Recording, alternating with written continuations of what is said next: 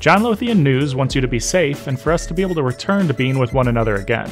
To get there, we need to do the following to beat this pandemic. Wear a mask, stay 6 feet apart, wash your hands for 20 seconds at a time, and self-monitor your temperature. Stay safe, stay smart. Help capture the history of our markets by contributing to the John Lothian News GoFundMe campaign to support the Markets Wiki Education history-focused video series and more.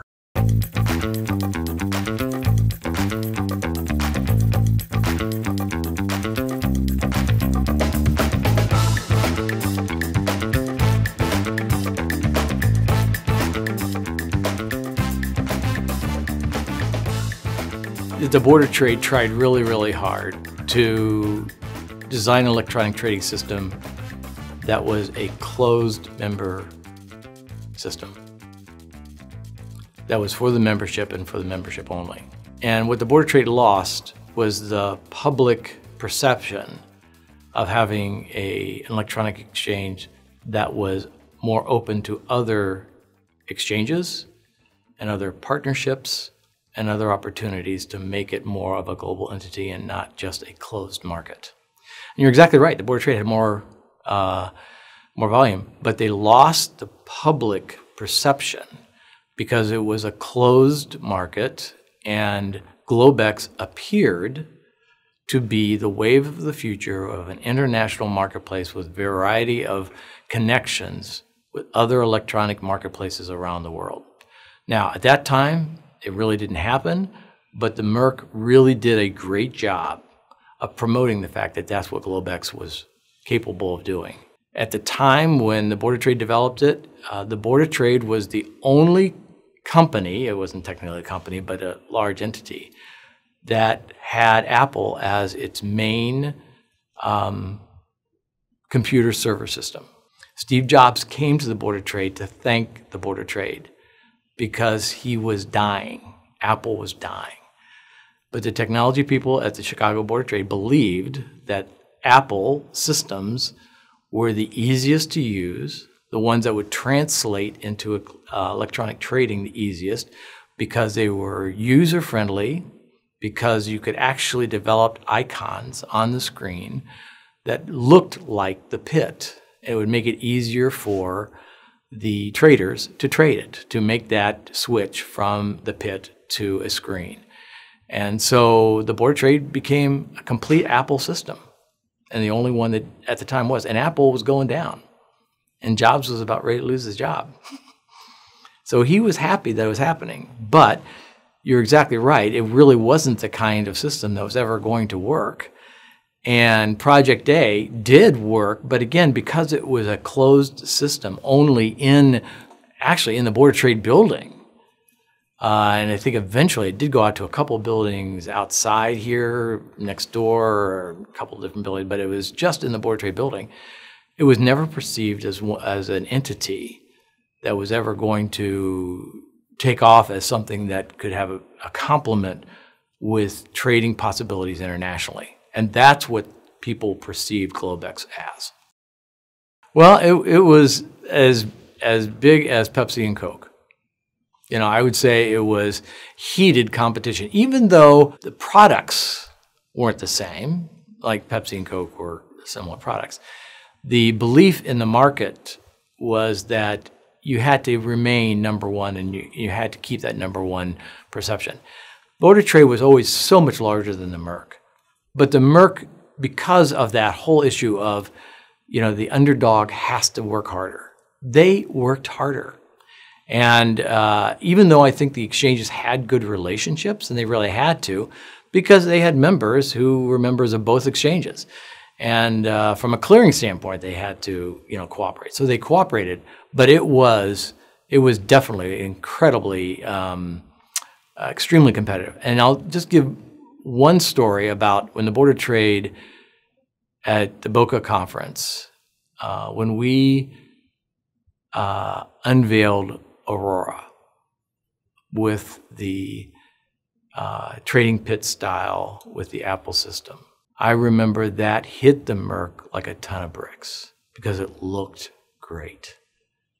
But at that time, the Merc was riding high on their Globex system, which was the Reuters system, it scared the ever-living daylights out of them because it looked like something that would really, really work and really do a great job. And the Board of Trade was really, really happy because of that competition. And I think the competition was healthy. I think competition is healthy. And I think the competition between the Board of Trade and the Merc is really what made the exchanges great, and what made the other markets look so much at Chicago. Because when you have competition, the best comes out of you. You work harder. You have more opportunity. It's not necessarily fun, but it makes it brings on a challenge, and if you can rise to the challenge, you can always make yourself better. And I think that's what happened with both the exchanges. I always had a great relationship with the PR people at the Merc. Really good. I mean, we shared information that we could. We relied on each other when we heard things that might help each other. I mean, it was always a good relationship. In fact, when Andy Emma was the VP of the Merc, he was still there after I left. He eventually came and worked with me at my company for a while. And so, we always had good relationships. But it was a definite competition. And that was good. That was healthy. Somebody is going to say something about the exchange, say something that makes sense from a continuity perspective. And many times colorful people aren't willing to do that. And it makes the PR side of it much more difficult. But the press loves it. And that happens in every industry. So when you have people who are more likely to go off the cuff rather than being able to develop the story, work it out, and be in agreement with everybody involved, then it makes it hard. And Pat was certainly like that. Jack was certainly like that. And the Chicago reporters loved it. I think all the reporters loved it, And if I had been a reporter, I would have loved it too. But it certainly made it more difficult from the exchange standpoint, because the exchange had a harder time kind of keeping up with the comments. Pat Arbor was probably the most colorful chairman that I ever worked with, and he was the most colorful vice chairman that I ever worked with. He was vice chairman. He was probably the strongest vice chairman we ever had when I was there. The most opinionated, and the one that certainly gave his view of things, which made it interesting, but also because, especially when you're vice chairman, you never want to give the lead to the vice chairman when you have a chairman, And so I'd say Pat was the most, but there were a lot of colorful figures that were behind the scenes and no one really knew. Individual traders that really took on kind of the persona of taking responsibility for doing things that they wanted done. When I took my job at the Board of Trade, I was hired by Wilmoth, and I remember asking him 6 months into the job why in the world he hired me, because I had just finished my MBA, and I barely passed my finance course, and I really wasn't sure what a futures contract was. And I was shocked that I got the job. And he said, well, two reasons. He said, because we wanted somebody with an MBA, and there weren't many PR people at the time that had one. He said, but more important, you had an understanding of how to deal with committees, because I had come from the not-for-profit world where we had a volunteer board and volunteer committees, and we had to work with them and deal with them and staff them. And that's what the Board of Trade was.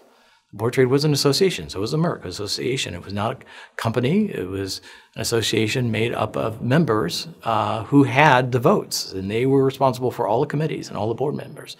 So if you didn't understand politics and how to work with committees, and then how to bring the committee system into the board meeting, you were going to fail. And that's what made that system work. And if you couldn't work within that system, you were never going to be able to work for the exchange as a staff member. And I think that's what I found fascinating, and that was the hardest part, but there were a lot of people behind the scenes that were chairmen of special committees or individual committees that really took a hold and did it all. And some of these people ran some big firms like Cargill, and not just individual trading houses, but those people had a lot of authority. Public relations was always blamed for everything. I mean, if you're not willing to be blamed for something, you shouldn't go into public relations, because the PR department is always going to be blamed by somebody internally if the story isn't good. And the story wasn't always good with the board of trade or for the futures industry. So you had to be willing to deal with that. So from our standpoint, we had to really develop a committee that understood that and chairmen that understood it and were willing to stand up and sell what public relations did and the value that it had for the exchange. So it was hard. It was hard to work with members who didn't understand that. It wasn't just PR, marketing, it was difficult. The legal department, it was hard. I mean, when you had various committees dealing with the different legal issues, it was difficult because you were dealing with people that weren't necessarily trained in the professional areas that you were responsible for. And so you really had to educate and bring people along. And it was tough. There were a lot of people in the industry that didn't want the FIA because they saw it as somebody who was going to get in their way of being in between them and Washington. The NFA was designed to be able to help as from a regulatory standpoint, a self-regulatory standpoint, to be kind of the face for the industry, and it was designed, really for that. But the FIA, as an association, there were a lot of people that didn't want it because they were afraid that the FIA was going to not work on the behalf of the individual exchanges, and not every exchange agreed. And so when you have an association that's going to become the voice of the industry, and you have industry members that are not in agreement, how in the world are you going to make something like that work? It was tough. I do not know how the FIA actually became successful, because in the beginning it was tough, because you had different desires from different members. And then on not just the exchanges, but you had member firms that many times had very different positions than the exchanges did. And you had banks that had very different positions on certain issues than the member firms did. So when you have these entities that were members of this industry association, how in the world could you become a spokesperson or somebody who would lobby or somebody who understood how an industry really where it was going to really function? But I think it did a great job. I mean, I was kind of amazed when I saw it actually developing into something that was really going to work. Because in the beginning, you just saw a gazillion different ideas and opinions flying out there, and not many of them were in agreement. When I started, it was 80% agricultural and 20% financial, because there was really only two contracts in the financials, the bonds and the Ginnie Maes. But in 10 years, it went just the opposite, where it was 80% financial to 20% agricultural. And that kind of change in that short a period of time for an industry like that, huge. How many companies or organizations or industries go through that kind of drastic product change in that amount of time? Not many. And so that's the reason why I always said it was the most exciting time in the world to be at the Board of Trade. It was the glory days, the best.